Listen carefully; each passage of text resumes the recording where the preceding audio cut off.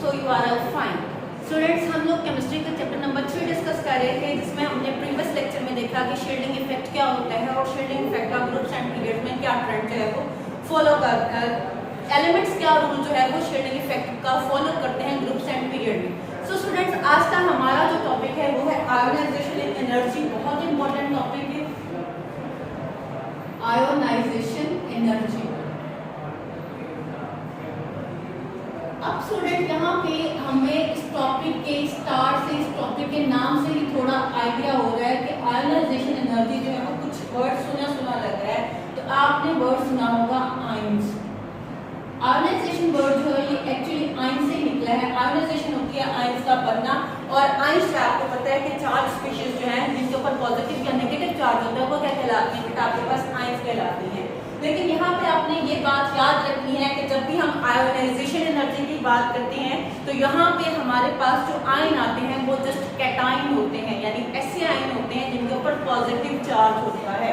कौन से वाले आयन आते हैं बेटा? हमारे पास आते हैं कैटायंस। और कैटायन पे चार्ज क्या होता है बेटा? कैटायन पे चार्ज होता है पॉजिटिव चार्ज। अब पॉजिटिव चार्ज स्पीशीज हमारे पास किससे बनती है? जब कोई स्पीशी अपना इलेक्ट्रॉन जो है वो क्या करती है, रिमूव करती है। इलेक्ट्रॉन रिमूवल से हमारे पास बाय रिमूविंग इलेक्ट्रॉन, यानी वो एटम जो अपना इलेक्ट्रॉन रिमूव करते हैं उनके ऊपर जब चार्ज आता है वो चार्ज पॉजिटिव चार्ज होते हैं, उन स्पीशीज को हम कैटायन बोलते हैं। और एक्चुअली आयोनाइजेशन एनर्जी में हम कैटायंस की फॉर्मेशन की को ही देख रहे होते हैं कि एक्चुअली हम किसी भी एटम में से इलेक्ट्रॉन को कैसे रिमूव कर सकते हैं। तो हम सबसे पहले बेटा देखते हैं आयोनाइजेशन एनर्जी की डेफिनेशन क्या है हमारे पास।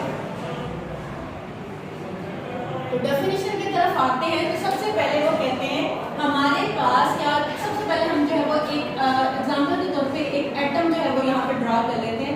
जैसे आपके पास सोडियम एटम है, 11 electronic configuration 1s2, 2s2, 2p6 and 3s1, यानी पहले शेल में आपके पास 2 इलेक्ट्रॉन, देन बेटा आपके पास नेक्स्ट वाले शेल में 1 इलेक्ट्रॉन, और लास्ट वाले शेल में आपके पास आते हैं 1 इलेक्ट्रॉन। अब क्या करना है हमें? हमने ये वाला जो 1 इलेक्ट्रॉन है इसको रिमूव करना है।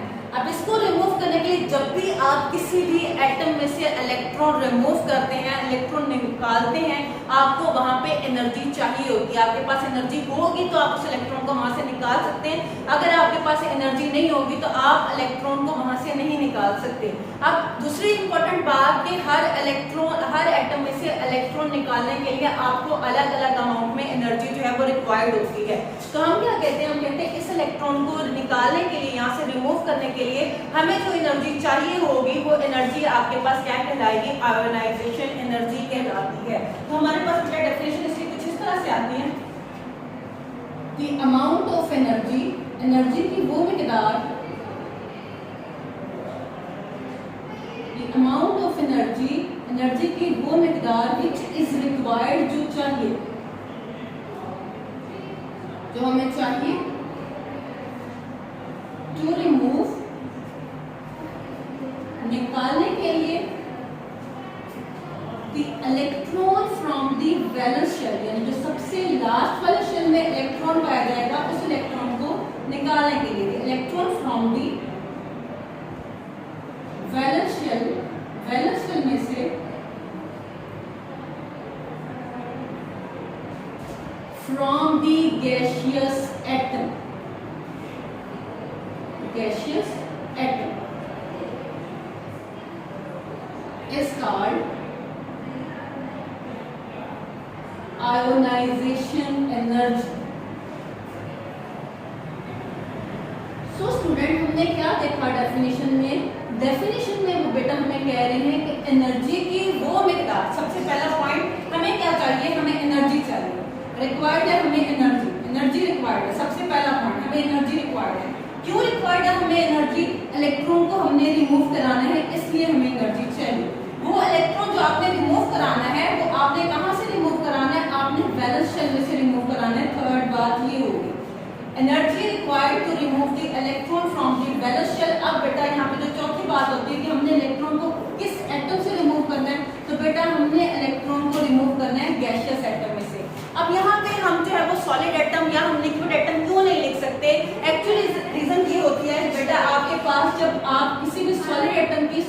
एलिमेंट की बात करते हो उसमें एटम जो है वो बहुत कम्पैक्ट बॉन्डिंग के साथ जुड़े हुए होते हैं, वहां पे बॉन्डिंग बहुत ज्यादा स्ट्रॉन्ग होती है, आप वहां से इलेक्ट्रॉन रिमूव करा ही नहीं सकते इजीली। और अगर आप इलेक्ट्रॉन रिमूव कराने का वहां पे ट्राई भी करते हैं तो आपको बहुत ज्यादा अमाउंट में एनर्जी जो है रिक्वायर्ड होती है, और इतनी ज्यादा अमाउंट में एनर्जी जब आप वहां पे लगाते हैं तो इसके लिए कॉस्ट भी बहुत पड़ती है। सो दैट्स व्हाई सॉलिड में से हम इलेक्ट्रॉन रिमूव नहीं कराते। और अगर हम आ जाते हैं लिक्विड की तरफ, तो लिक्विड में बॉन्डिंग स्ट्रॉन्ग होती है, लेकिन सॉलिड के मुकाबले में, सॉलिड के कंपैरिजन में थोड़ी क्या होती है, वीक होती है। यानी हम सॉलिड के एटम्स को कुछ इस तरह से डिनोट कर सकते हैं कि इनके दरमियान में फोर्सेस जो हैं वो थोड़ी सी सॉलिड के कंपैरिजन में क्या हो जाती है, वीक हो जाती है। लेकिन स्टूडेंट क्या है कि सॉलिड में से भी लिक्विड में से भी इलेक्ट्रॉन रिमूव करने के लिए आपको बहुत ज्यादा एनर्जी रिक्वायर्ड होगी, जिसके लिए कॉस्ट ज्यादा पड़ेगी। सो स्टूडेंट क्या किया जाता है, जो गैसियस एटम होते हैं उसमें एटम बहुत ज्यादा दूर होते हैं, उनमें फोर्सेस ऑफ अट्रैक्शन जो है वो बहुत वीक होती है, यानी कि क्योंकि दूर दूर होते हैं इनकी जो है वो फोर्सेस ऑफ अट्रैक्शन इतनी ज्यादा स्ट्रॉन्ग नहीं होती, हम यहाँ से इजीली इलेक्ट्रॉन निकाल सकते हैं। तो स्टूडेंट क्या किया जाता है, हम यहाँ पे मोस्टली गैसियस एटम जो है उसको यूज कर रहे होते हैं। ऑल्सो आपको डेफिनेशन की समझ आ गई होगी कि हमें एनर्जी चाहिए, क्यों चाहिए, हम इलेक्ट्रॉन को रिमूव करना चाहते हैं, कहाँ से रिमूव करना चाहते हैं, हम वैलेंस शेल में से, यानी सबसे एंड वाले शेल में से। ऐसे नहीं होगा कि वैलेंस शेल में इलेक्ट्रॉन पड़ा हुआ है और आप इसको निकालने की ट्राई करें, नहीं, हमने हमेशा वैलेंस शेल में से इलेक्ट्रॉन रिमूव करना है। तो वैलेंस शेल में से इलेक्ट्रॉन रिमूव करने जब आपने करना है तो एटम किस तरह का होना चाहिए, गैसियस एटम होना चाहिए। अब जो आपके पास कंडीशन बनती है, जो एनर्जी की अमाउंट होगी उसको आप क्या बोलोगे, आयोनाइजेशन एनर्जी जो है वो बोलोगे। अब स्टूडेंट आपके पास आ जाता है इसके एग्जांपल के, हम इसके एग्जांपल क्या कोड कर सकते हैं, जैसे आपके सामने सोडियम का एक एटम मैंने लिखा हुआ है, इस सोडियम में से जब आप ये वाला इलेक्ट्रॉन रिमूव कराओगे तो बेटा आपको कुछ एनर्जी की अमाउंट चाहिए होगी, वो जो एनर्जी की अमाउंट होगी उसको बेटा हम इस तरह से लिखते हैं, ये आपके पास सोडियम का एक एटम है, यहाँ से आप इलेक्ट्रॉन जो है वो रिमूव करा रहे, इलेक्ट्रॉन एक रिमूव कराया, एक पॉजिटिव चार्ज है, अगर जो इलेक्ट्रॉन रिमूव कराया तो आपने यहाँ पे लिख दिया कि एक इलेक्ट्रॉन हमने रिमूव कराया। अब इसके लिए जो एनर्जी आपके पास आई है वो 496 है। अब बेटा हमारे पास आयोनाइजेशन एनर्जी के कुछ यूनिट्स होते हैं, जो यूनिट्स होते हैं वो आपके पास होते हैं किलो जूल पर मोल। अब आप पूछेंगे कि यूनिट्स क्या होते हैं, जिस तरह से बेटा क्या होता है कि आप लोग जो है डिस्टेंस को मेजर करने के लिए किलोमीटर या मीटर का यूनिट इस्तेमाल कर रहे होते हो, इसी तरह से टाइम की मेजरमेंट के लिए आप सेकंड, मिनट या आवर इस्तेमाल कर रहे होते हो, इसी तरह से एनर्जी को डिनोट करने के लिए जो यूनिट इस्तेमाल किए जाते हैं वो क्या होते हैं बेटा, वो यूनिट आपके पास होते हैं किलो जूल पर मोल। तो आप यहाँ पे बोल सकते हैं कि हमारे पास आयोनाइजेशन एनर्जी को जो यूनिट इस्तेमाल होते हैं वो क्या होते हैं, वो आपके पास है किलो जूल पर मोल। क्या यूनिट है बेटा यहाँ पे आपके पास, किलो जूल पर मोल।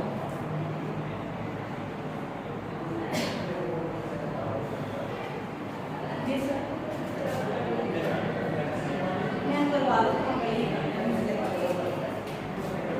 सो स्टूडेंट हम जो है वो यूनिट्स की बात कर रहे थे, अब हम आ जाते हैं कि यूनिट्स के बाद हमारे पास जो है मोस्टली जो आयोनाइजेशन एनर्जी होती है इसके टाइप्स होते हैं। वो टाइप्स हमारे पास कितनी होती है, वो डिफरेंट टाइप होती है, लेकिन आपकी बुक पे जो मेंशन है वो 2 टाइप है।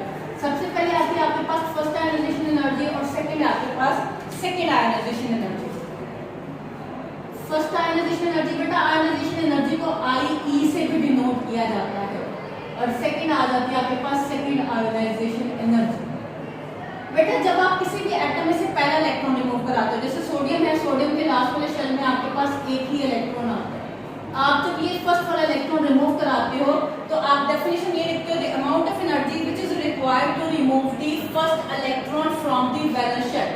वैलेंस शेल से फर्स्ट इलेक्ट्रॉन रिमूव करने के लिए जो आपको एनर्जी रिक्वायर्ड होगी, energy required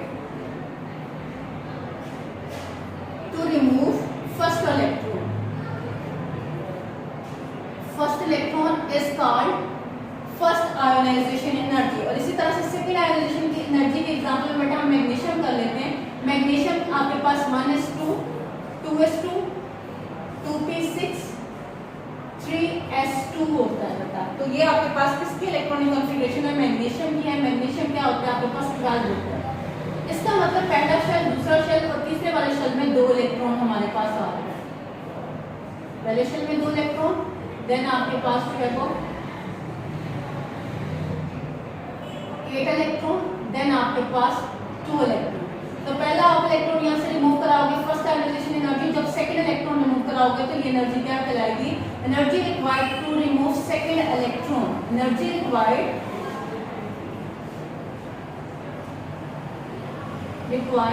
to remove second electron, वो क्या कहलाएगी? सेकंड आयोनाइजेशन एनर्जी कहलाएगी। अब स्टूडेंट आपको ये बताने का पर्पस क्या है? पर्पस ये है कि यहाँ से आपको एक बहुत इंपॉर्टेंट क्वेश्चन आता है। क्वेश्चन क्या होता है?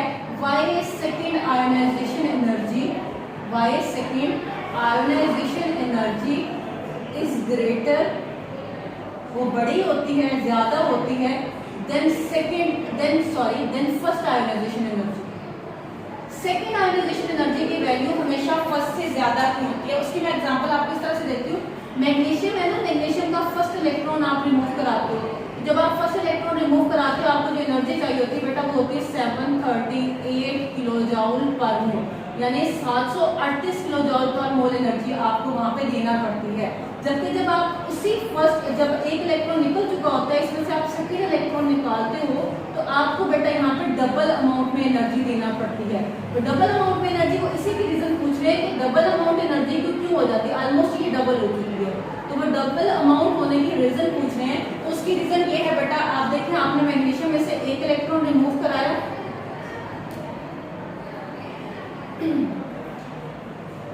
दो इलेक्ट्रॉन थे, आपने एक इलेक्ट्रॉन यहाँ से रिमूव करा दिया। जब आपने एक इलेक्ट्रॉन रिमूव कराया, अब इसमें प्रोटॉन कितने हैं बेटा? 12 प्रोटॉन थे और 12 ही इलेक्ट्रॉन थे।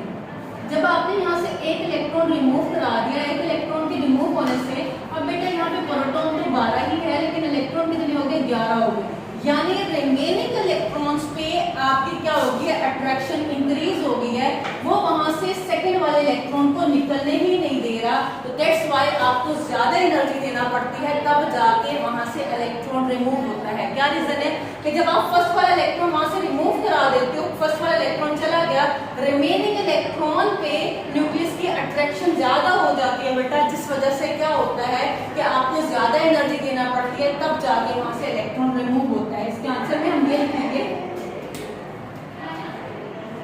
Bye removal of first electron, पहले इलेक्ट्रॉन के रिमूव होने से the attraction of nucleus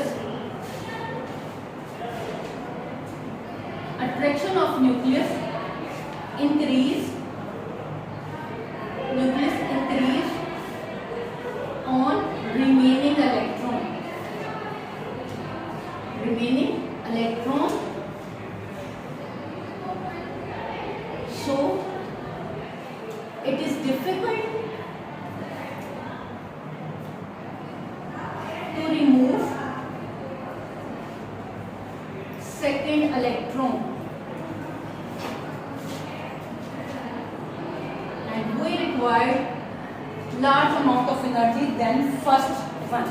okay student, अब हमारे पास आ जाता है इसका ट्रेंड। हम ट्रेंड देखते हैं कि ग्रुप्स और पीरियड में इसका क्या ट्रेंड है। तो ट्रेंड सबसे पहले हम स्टूडेंट्स देखते हैं ग्रुप्स में।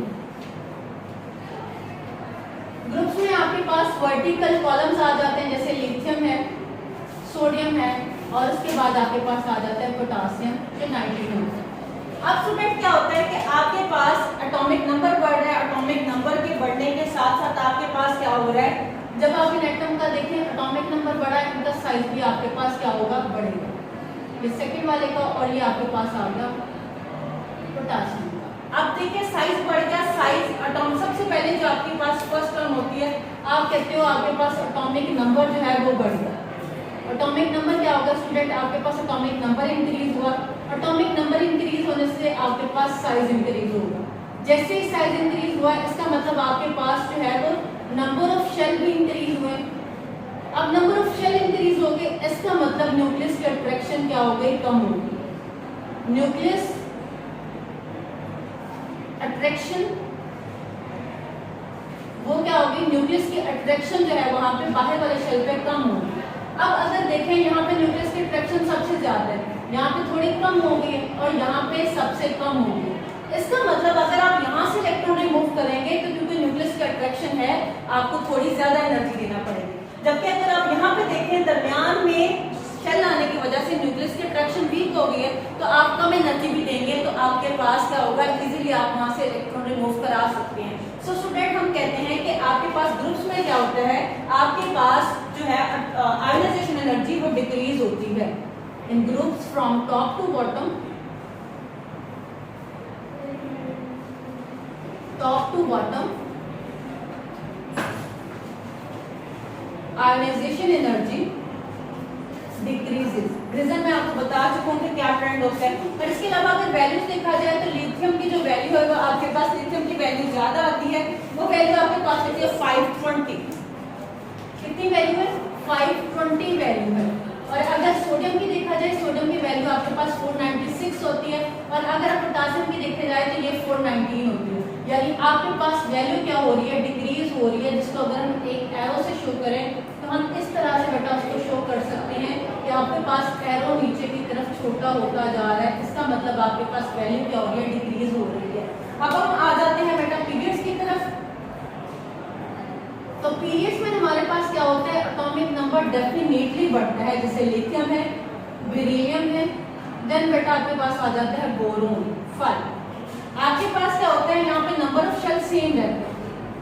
लिथियम के ये आपके पास लिथियम आ गया, लिथियम के बाद यहाँ पे आपके पास बेरिलियम आ गया, और लास्ट पे आपके पास बेटा बोरोन आ जाता है। लेकिन शेल तो दो एक सब में आ रहे हैं, लेकिन साइज डिक्रीज हो रहा है। साइज क्यों डिक्रीज हो रहा है, उसका रीजन बेटा ये है, आपके पास सबसे पहले आप यहाँ पे लिखेंगे आपके पास एटॉमिक नंबर इंक्रीज होता है। एटॉमिक नंबर इंक्रीज होता है, लेकिन नंबर ऑफ शेल जो है वो क्या रहते हैं, सेम रहते हैं। Number of shell remains same. Number of shell same रहते हैं बेटा आपके पास। नंबर ऑफ शेल जब सेम रहते हैं तो क्या होता है, आपके पास यहाँ पे चार्ज न्यूक्लियस का बढ़ता जाता है। अब न्यूक्लियस का चार्ज जब बढ़ रहा है तो इसका मतलब यहाँ पे न्यूक्लियस, सपोज करें यहाँ पे 3 चार्ज है, यहाँ पे आपके पास 4 चार्ज है, यहाँ पे 5 चार्ज है। यहाँ पे 3 प्रोटॉन जो है वो 2 शेल को अट्रैक्ट करें, यहाँ पे 4 प्रोटॉन जो है वो 2 शेल को अट्रैक्ट करें, यहाँ पे 5 प्रोटॉन जो है वो 2 शेल को अट्रैक्ट करें। डेफिनेटली बेटा आपके पास जो 5 प्रोटॉन होंगे वो इलेक्ट्रॉन्स को ज्यादा अपनी तरफ अट्रैक्ट करेंगे, तो जिसकी वजह से यहाँ पे आपके पास साइज क्या हो जाता है, कंट्रैक्ट हो जाता है, या हम ये कह सकते हैं न्यूक्लियस की अट्रैक्शन जो है वो बाहर वाले शेल पे ज्यादा हो गया, जिसकी वजह से वो उसको ज्यादा अपनी तरफ अट्रैक्ट करता है, और साइज आपके पास क्या हो जाता है, कंट्रैक्ट हो जाता है। तो हम यहाँ पे कहते हैं कि आपके पास इफेक्टिव न्यूक्लियर चार्ज बढ़ जाता है।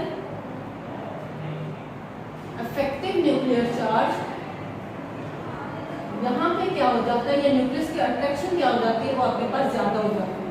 जब न्यूक्लियस की अट्रैक्शन ज्यादा होगी बेटा, आपको यहाँ पे भी नजर आ रहा होगा, यहाँ से डिस्टेंस ज्यादा है, इलेक्ट्रॉन रिमूव करना इजी होगा, और यहाँ पे आपके पास क्या हो जाता है, डिफिकल्ट हो जाता है। यानी हम ये कह सकते हैं, जैसे सपोज लिथियम है, लिथियम की आयोनाइजेशन एनर्जी की वैल्यू जो है वो बेटा आपके पास 520 है। कितनी वैल्यू है वो आपके पास 520 है, जबकि बेरिलियम के अंदर देखा जाए तो वो 899 है। डेफिनेटली वो वैल्यू आपके पास क्या होती है, बढ़ रही है, क्योंकि साइज छोटा होने की वजह से वहां पे न्यूक्लियस की अट्रैक्शन ज्यादा है, इलेक्ट्रॉन रिमूव करना वहां पे क्या है, मुश्किल है। तो हम कहते हैं in periods ionisation energy increase from left to right. Left to right आपके पास पीरियड में आयोनाइजेशन एनर्जी की वैल्यू क्या होती है, बढ़ती है, जिसको अगर आप एक एरो से शो करना चाहें तो आप इस तरह से शो कर सकते हैं कि आपके पास ये वैल्यू क्या हो रही है, पीरियड में इंक्रीज हो रही है।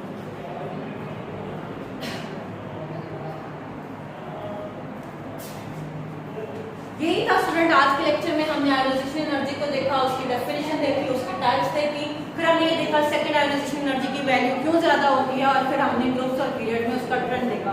होप सो आप लोगों को समझ आ गया होगा। अगर कोई कंफ्यूजन हुई तो आप कमेंट बॉक्स में कमेंट करके पूछ सकते हैं। ओके स्टूडेंट्स, अल्लाह हाफिज़, have a very nice day.